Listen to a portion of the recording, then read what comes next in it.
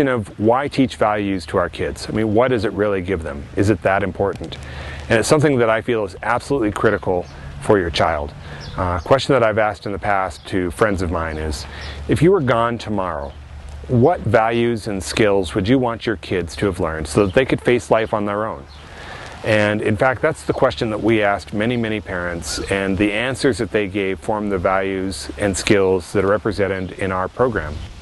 We call these the Kids in Character 10 Key Values and 10 Key Skills.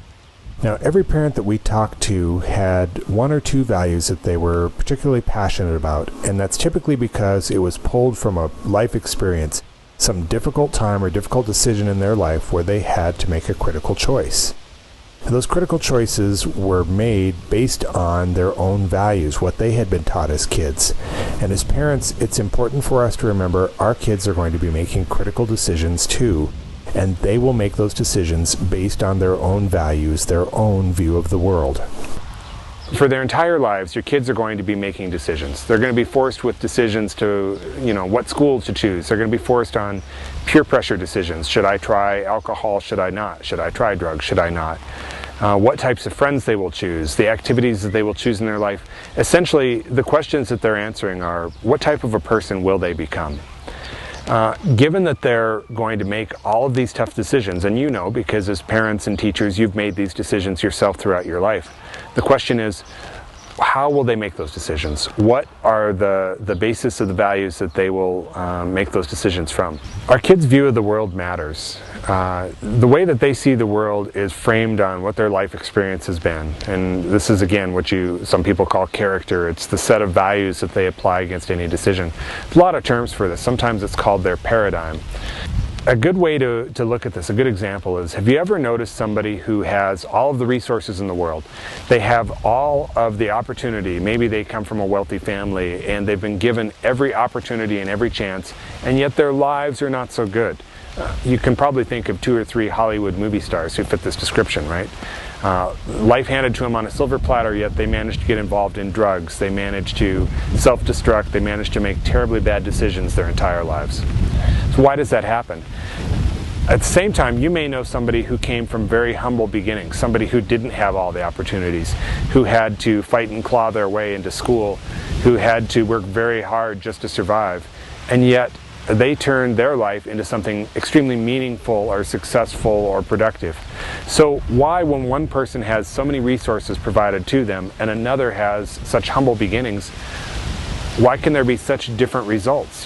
So that worldview is really what matters. It's not the opportunity that's presented to them. It's their view that influences the decision they make and then the end results that they're going to get.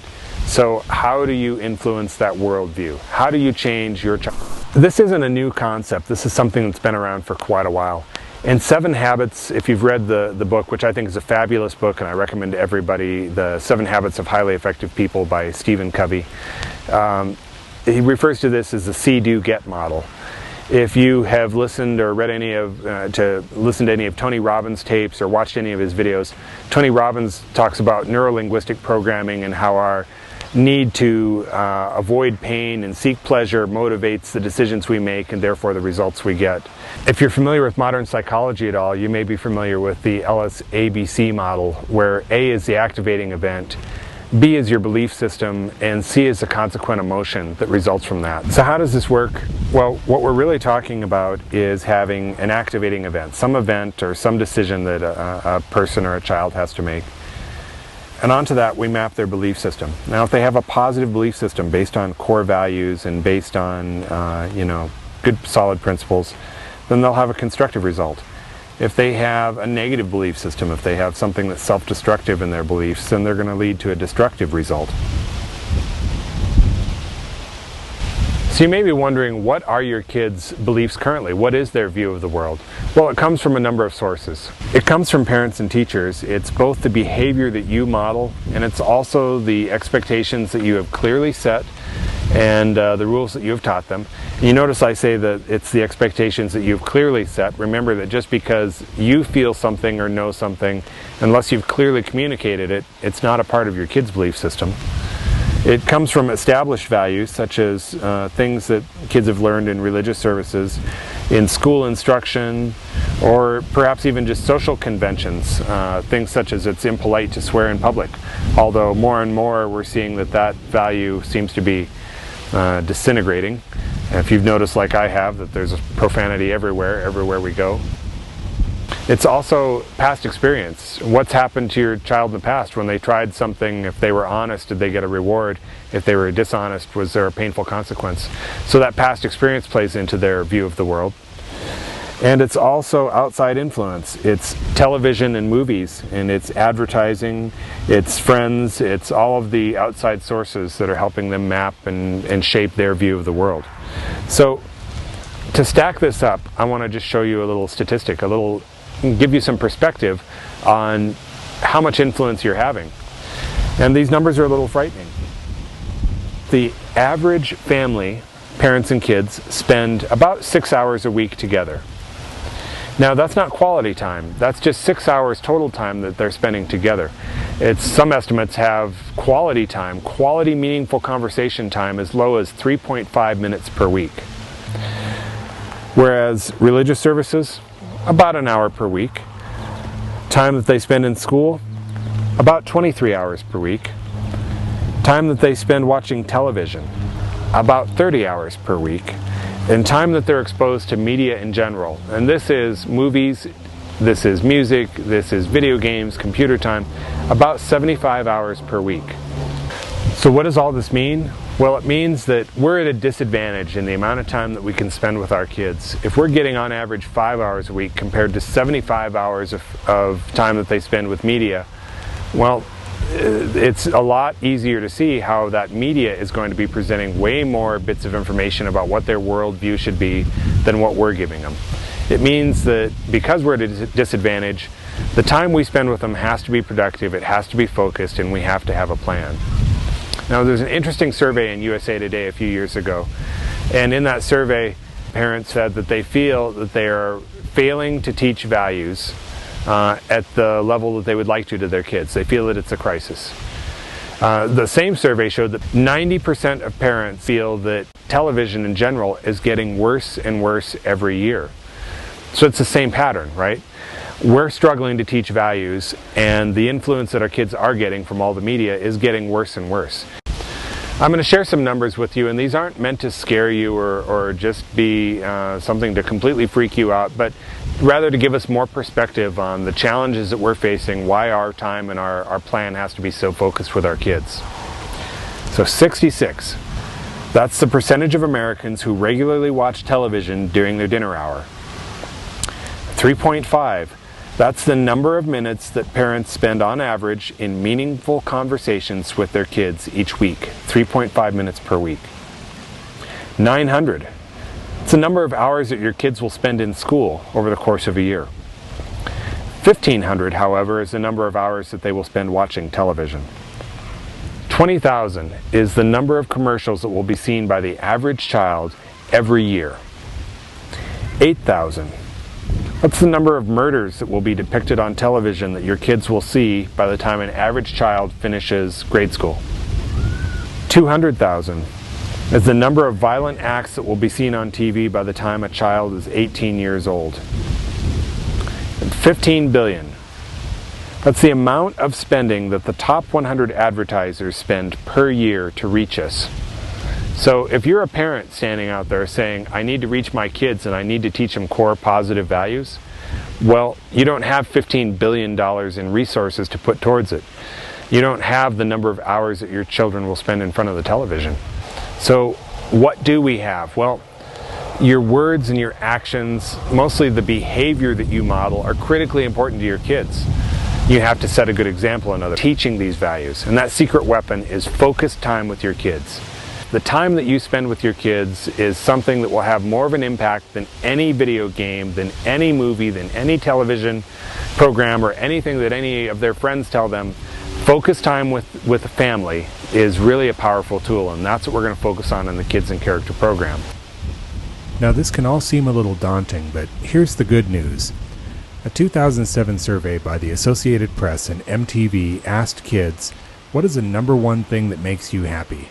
And the most commonly given answer was spending time with their families. So even though you may not believe it, parents, your kids do want to spend time with you. And the Kids in Character... There will be times in your kids' lives where they face a challenge that's bigger than they can make on their own. Something that they need to seek advice for. So the question is, where are they going to get that advice? Well, if your relationship with your kids is strong, they're likely to seek it from you. If they're not, they're likely to seek that advice from somebody with values very different from their own. In fact, if your relationship is adversarial, as parents we know they're likely to seek advice from somebody whose views are completely different than our own. But if they have a strong relationship, they're going to come to you for advice. So back to our model. We have some event, an activating event or a decision that our kids have to make. Well, this time they're going to go to the seek advice column here because it's a decision that's bigger than they can make with the values and worldview that they have. So they seek advice. Obviously, if they get good advice, they're going to have a constructive result, something positive for their lives. If they get bad advice, well, we all know what that looks like. There can be some very destructive decisions made, some terrible things that happen based on those decisions. So it's easy to see why our relationship with our kids is so critical and just so vitally important. If we have that strong relationship, they're going to come to us and they're going to get that good, positive advice that's going to lead them in the direction that we want them to go, to have these meaningful, productive, and happy lives. So how do you get a strong relationship with your kids? Well, the good news is it's not rocket science. It's as simple as spending time together. If you spend time with your kids, you're going to have a strong relationship. If you have 3.5 minutes of meaningful conversation per week, as we know the average family does, you're probably not going to have such a strong relationship. So we like to think that there are 5 points to having a strong relationship, and it's something that we call SHARE. In SHARE, S stands for spending focused time together. Focus time is not passing by each other in the morning as you get your breakfast ready. It's time that you spend actually doing something together, time focused on just building your relationship. H is having meaningful conversations and having great questions. And when you sit down at dinner with your kids, tell them about what you did today, and you can almost always find a way to make that into an ethical question or an ethical dilemma. For example, I saw a woman standing on outside of the grocery store today, and she was having trouble pushing her cart. And as I approached the store, I noticed people kept walking by her and nobody stopped and offered to help. And just as I got there, a man stopped and offered to help her, and he pushed the cart for her over the curb, and she was very grateful. So kids, why do you think all those people didn't stop? So you can take experiences from your day and turn them into a great question. This can become a great dinner time conversation. So having meaningful questions, meaningful things to ask your kids, we think that's very important. And again, the videos that we present are going to provide some of those questions. A stands for attitude. And the question is, do you want to be there? Do you want to spend time with your kids? If this isn't something that's important to you, they're going to feel that and they're going to know that. So you have to have the right attitude going into this. And the attitude for me, personally, is that my kids are the most important thing in the world to me. I want them to have a close relationship with me because that time is more valuable than anything I've ever done in my life. So having the attitude of wanting to be there is critically important as well. R stands for remembering our purpose. Something that we like to say at Kids in Character is right versus effective. Are we trying to be right all the time, or are we trying to be effective? There may be times where we have a problem with our kids where we need to have a tough conversation where they've done something wrong and you need to have tough love. But there may be other times where we're just laying down a rule to lay down a rule, and that's not the important thing here. The important thing is that the kids learn a lesson from it. So sometimes I have to step back and say, am I trying to be right or am I trying to be effective? And the effective thing to do might be to overlook minor problems and focus on the child's character and the child as a whole. And the E stands for experience. The time that you spend together, the things that you do together form a common ground and they form common experience. That common experience will stick with your kids the rest of their lives. It's what they will look back on, it's what they'll remember, and it's what they'll make decisions based on in the future. So we spent a lot of time talking about the importance of your kids' worldview, and we've talked about the importance of your relationship, and those two components are going to influence the decisions that they make for the rest of their lives. So how can the kids